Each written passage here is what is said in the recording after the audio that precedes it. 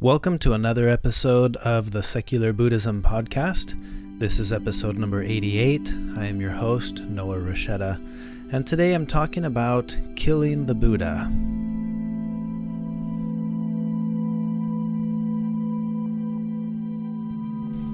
As always, keep in mind the Dalai Lama's advice: do not use what you learn from Buddhism to be a Buddhist.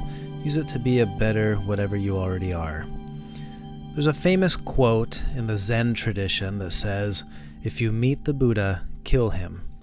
This quote is attributed to Linji, a prominent Zen master, and the expression is often considered a koan. And if you'll recall, I've talked about koans in the past. A koan is somewhat of a riddle or a paradoxical question or a statement or story that is meant to confuse the listener out of their state of habitual reactivity. So the idea behind the koan is to present a question or a statement that cannot be understood with the intellect and much less answered with the intellect. And you can imagine this one doing exactly that. If you are a Buddhist or a practitioner of Buddhism, especially in older times where Buddhism was very intertwined at this point with the culture in Asia or wherever you may be living, in this case with Linji, imagine telling a group of monks who venerate and are trying to emulate the Buddha's example in everything that they do, to suddenly be told this expression: if you meet the Buddha, kill him. Now, Linji was known for his way of teaching the Dharma. Was this is typical of his teachings. He would say something that would really make your head turn, and that's the point of this expression. Now, this specific koan has caught on in the West, in Western Buddhism, and it's been interpreted in many different ways by various teachers and practitioners. And one of the interpretations that I want to share is actually from Sam Harris in a 2006 essay called Killing the Buddha. Sam Harris, who many of you know, is an author, a neuroscientist, and he's the host of the Waking Up podcast. He had this to say about the koan. He said, the 9th century Buddhist master Linji is supposed to have said, if you meet the Buddha on the road, kill him. Like much of Zen teaching, this seems too cute by half, but it makes a valuable point. To turn the Buddha into a religious fetish is to miss the essence of what he taught. In considering what Buddhism can offer the world in the 21st century, I propose that we take Linji's admonishment rather seriously. As quotes of the Buddha, we should dispense with Buddhism. Close quote. So that is the interpretation by Sam Harris, someone that I admire a lot of the work that he does.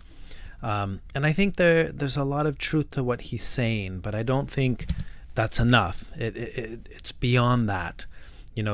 As students of the Buddha, we should dispense with Buddhism is accurate. But I would also say as students of any ideology, we should dispense with that ideology. So it would be accurate to also say as students of atheism, we should dispense with atheism, or of students of Christ or followers of Christ, we should dispense with Christianity, or any expression along those lines. I think gets closer to what Linji was trying to accomplish with this koan, with this statement. Now, another thought that we can explore here with this comes from the book Zen Mind, Beginner's Mind by Shunryu Suzuki Roshi. In this book, he says, Zen master will say, kill the Buddha. Kill the Buddha if the Buddha exists somewhere else. Kill the Buddha because you should resume your own Buddha nature. Close quote. So in this sense, kill the Buddha if the Buddha exists somewhere else. It's like saying if you meet the Buddha, kill the Buddha. In other words, if you encounter the concept of Buddha and discover it is separate from yourself, then you are living in a delusion. You're living in the dichotomy, in the world of dichotomy. And if you've studied Buddhism or studied a lot of these concepts, you'll know that the whole idea of separation is a delusion because of interdependence. So in this sense, the phrase killing the Buddha, it's often used to mean rejecting all religious doctrine. And I think this certainly goes along the lines of what Linji was probably wanting his students to understand, but I think it goes further. I think it goes beyond a conceptual understanding of the Buddha's teaching, because it's about having an intimate, intuitive realization of the experiential understanding. So in that sense, if we're conceptualizing it, then we're not understanding it experientially. So, but this applies to anything. Any conceptual understanding, whether it be kill the Buddha or killing the Buddha, it's always going to fall short of what the experiential understanding of that concept would be. And I think that's what Linji was trying to accomplish with this quote, to conceptualize non-duality, or to conceptualize Buddha nature, or the idea of what a Buddha is not the same thing as having an experiential understanding of what a Buddha is. And as a rule of thumb in the Zen tradition especially, if you can grasp it intellectually, then you're not quite there yet. You haven't understood it the way that it's meant to be understood, which is experientially. So I want to correlate this a little bit more into just our day-to-day lives. This is a koan that I really enjoy, and I like to think of it as ideas, not necessarily kill the Buddha, but think of this concept of kill the idea of the Buddha. And this is why I want to correlate this to ideas. If you think about this, there's nothing unites us or separates us more than ideas, whether these be societal views, financial ideas, political, especially political or religious ideas. Ideas have the power to unite us and separate us more than anything else. And ideas are powerful. They can be useful, certainly, but they can also be dangerous, because at the end of the day, the ideas are not real. They may lead to reality, but they are not the same thing. They are essentially the finger pointing to the moon, but they will never be the moon. So when you think about this, the conceptual world versus the real world, one example that I like to think of often is with the idea of flying. I like to paraglide and paramotor, and I belong to Facebook forums and groups where people talk about paramotoring. Now, as you can imagine, I know you'll be shocked to hear this, Facebook is a horrible conceptual world where we're all living in these delusions and fight about everything. And it's so fascinating to me how a group of flying enthusiasts, all they do is they fight. They fight about whatever you post. If you posted this, this is wrong. You did this, that's right. This is wrong. This is the right brand. This is the wrong brand. You'll die if you fly that kind of wing. It's almost as if you joined a group that was talking about religion. It's like if there was a Facebook group that says, hey, this is a Facebook group for people who are enthusiasts of life. So come talk about your life doctrine or your life ideology. And that would be chaos. You'd have people in there pertaining to several different ideologies, all debating and fighting each other all the time. And that's what it feels like sometimes in these paramotoring groups, because people get so attached to their specific brand of a wing or brand of a motor or a specific instructor, or you can fight about almost anything these days on Facebook. So I like to imagine that it's the same way with everything. For me, the idea of killing the Buddha serves as a reminder that the idea is always conceptual and never the real thing. For me, if I meet the Buddha on the road, I would want to ask, well, what does that mean? How did I decide that I met a Buddha? What makes this person a Buddha? Because whatever those ideas and concepts are in my mind that paint that picture in my head that says, oh, there's a Buddha, well, those ideas and those concepts, those are intellectual. They're not experiential. And I've noticed this, again, going back to the paramotor group. In the group, it can be hostile and crazy and chaotic, but you leave the group and go out and actually do the real thing. You go to fly. You meet up with people from the most diverse backgrounds, people far left on the political spectrum, far right on the political spectrum. And guess what? When we're there, nobody talks about it. Everyone's experiencing flight, and everyone cares about the other person taking off safely, flying safely. And when we land, we all talk about what we saw and the experience of flying. And it's honestly like you're on a whole different universe than the universe that we were on in the conceptual land of Facebook and talking about flying. So it's like the conceptual world of talking about flying versus the real world of actually flying. And I think about that often, that how this is with everything.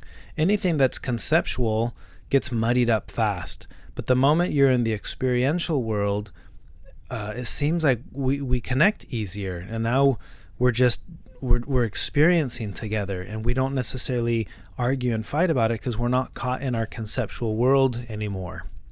And I feel that everyone and everything that we meet, we're encountering this. You're meeting people just as they are, where they are, doing the things that you're doing. And I like to pause and ask, is there, when I encounter a concept, I look and I see, is there aversion? Is there aversion to this idea or concept? Is there craving or clinging to it? I like this idea. To me, that's the invitation in the expression, kill the Buddha. How am I meeting the things that I meet, the experiences that I am experiencing, the people that I'm meeting, the circumstances that are unfolding in my life? When I meet them in that moment, and am I caught in the experiential world of just feeling it and experiencing it?